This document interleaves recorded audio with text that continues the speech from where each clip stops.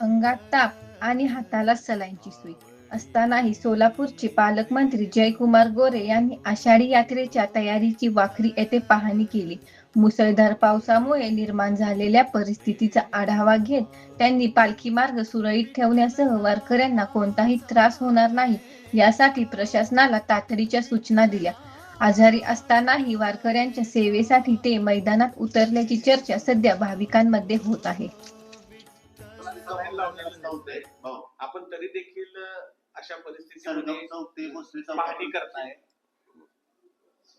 नाही, काल अवश्य माझी तब्येत बरी नसली तरी काल ज्या पद्धतीने पाऊस झाला आणि काही ठिकाणी पाणी साठलं तेव्हा त्याची व्यवस्था करणं हे आवश्यक होतं. कलेक्टर महोदय सकाळपासून त्या व्यवस्थेमध्ये आहेत, परंतु त्याची पाहणी करणं आणि वारी कालखंडामध्ये जेव्हा वारी इथं पोहोचेल तेव्हा अशा पद्धतीचं कुठलंही पाणी साठणं किंवा बाकीच्या गोष्टी होऊ नयेत म्हणून थोडंसं या ठिकाणी माझं येणं झालं.